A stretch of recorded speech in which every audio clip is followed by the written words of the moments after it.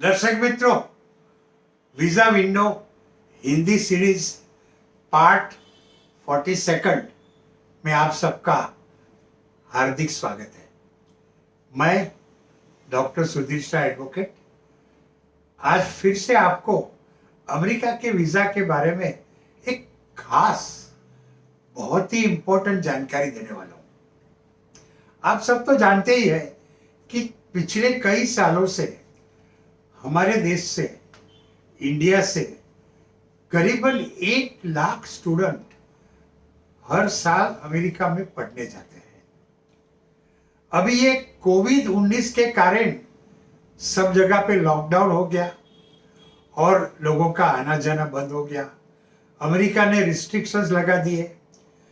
नए president Joe Biden ने कहा कि अभी किसी को अमेरिका में आने मत दो। फिर उन्होंने ऐसा विज्ञापन जारी किया कि नेशनल इंटरेस्ट एक्सेप्शन, यानी कि राष्ट्र के हित में अपवाद रूप जो फॉरेन स्टूडेंट अमेरिका पढ़ने को आते हैं और जिनकी यूनिवर्सिटी 1 अगस्त 2021 के बाद शुरू होती है, उनको अपवाद रूप नेशनल इंटरेस्ट में अमेरिका आने देना चाहिए।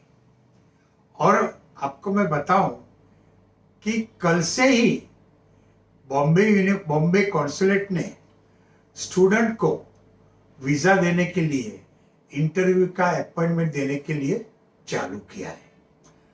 और जैसे ही विद्यार्थियों को मालूम पड़ा कि अब इंटरव्यू की तारीख मिलती है तो सब लोग टूट पड़े और कंप्यूटर क्रैश हो गया।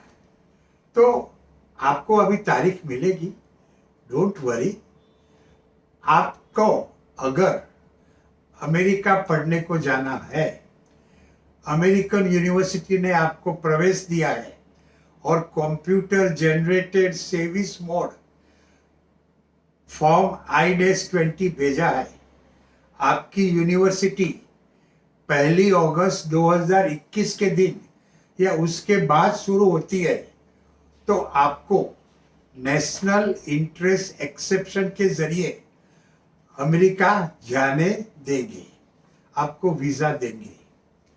मेरा ये मशवरा है कि आप लोग इंटरव्यू के लिए जो भी समय मिलता है वो पहले ले लीजिए और फिर अर्जी करके बताइए कि आप स्टूडेंट है, आपकी यूनिवर्सिटी 1 अगस्त 2021 के दिन या उसके बाद शुरू होती है, आप नेशनल इंटरेस्ट एक्सेप्शन के अंदर आते हैं, तो आपको इमरजेंसी कोटा में इंटरव्यू का टाइम दिया जाए और कॉन्सुलेट आपको वैसा देगी, तो आप फिर वीजा लेके अमेरिका जा सकेंगे, वहां पढ़ सकेंगे। अब मुझे आपको थोड़ी बातें स्टूडेंट को कुछ और भी करनी है। आप जब स्टूडेंट वीजा का फॉर्म भरते हैं, खुद भरते हैं या किसी और के पास भराते हैं, उसमें जो भी बातें लिखते हैं सब सच सच बताना, झूठ कुछ भी मत लिखना और सच्ची बातें छुपाना भी नहीं। अगर आपने लिखा है कि आपका खर्चा अमेरिका में पढ़ने का, रहने का, खाने का आपके पेरेंट्स दे रहे हैं या XYZ कोई व्यक्ति दे रही है, तो उसी व्यक्ति को आपका खर्चा देना चाहिए। वहां जाके फिर चेंज मत करना। कई लड़के ऐसा करते हैं कि ऐसा दिखाते हैं कि हमारा खर्चा हमारे पिताजी देंगे, फिर अमेरिका जाते हैं तो उनके पिताजी यहाँ से पैसा नहीं भेजते हैं, वहां उनके रिश्तेदार उनको पैसा देते हैं और उनके पिताजी वो रिश्तेदारों के रिश्तेदारों को यहाँ इंडिया में ब्लैक में हवाला ट्रांजैक्शन करके पैसा देते हैं। अगर ऐसा मालूम पड़ा तो आप मुश्किल में आ जाएंगे, आपका स्टूडेंट वीजा कैंसिल हो जाएगा। अच्छा, आप फॉर्म में ये भी बताना पड़ता है आपको कि आप अमेरिका में कहाँ ठहरने वाले हैं। कई विद्यार्थी लिखते हैं कि ऑन कैंपस, लेकिन रहते नहीं है ऑन कैंपस। वहां उनके जो रिश्तेदार रहते हैं उनके घर में रहते हैं, रिश्तेदारों के मोटेल में, होटल में रहते हैं। ऐसा प्लीज मत करना। अगर आपको किसी के घर पे ठहरने का है तो उनका एड्रेस दो। हॉस्टल में रहेंगे, यूनिवर्सिटी कैंपस में रहेंगे, ऐसा दिखा के फिर वहां जाके चेंज मत करना, नहीं तो आप मुश्किल में आ जाएंगे।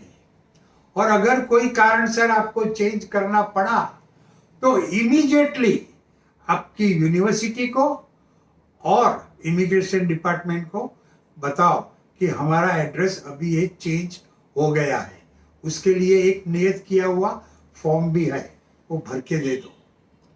हाँ, पढ़ने के बाद आप जब पढ़ते हैं तो आपको हफ्ते में 20 घंटा ऑन कैंपस काम करने की छूट मिलती है। अगर आपको ऑन कैंपस काम नहीं मिलता है तो आप ऑफ कैंपस यूनिवर्सिटी के बाहर काम मत करना, वो गैर कानूनी है।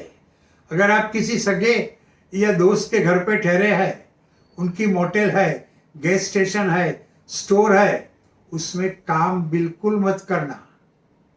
अगर ऐसा किया और आप पकड़े गए तो आपका स्टूडेंट स्टेटस अंत आ जाएगा, आपके पैसे बर्बाद हो जाएंगे और आपको वापस इंडिया भेज दिया जाएगा।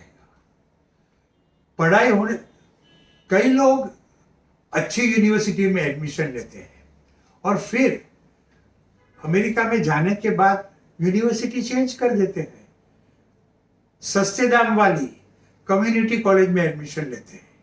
उनका इरादा सचमुच में पढ़ने का नहीं होता है, स्टूडेंट के नाम पे अमेरिका में घुसने का होता है। अगर आप ऐसा करेंगे तो आप मुश्किल में आ जाएंगे। और जब आपकी पढ़ाई खत्म होती है तो आपको 1 साल का ऑप्शनल प्रैक्टिकल ट्रेनिंग पीरियड मिलता है, जिसके अंदर आप अमेरिका में रह के काम कर सकते हैं।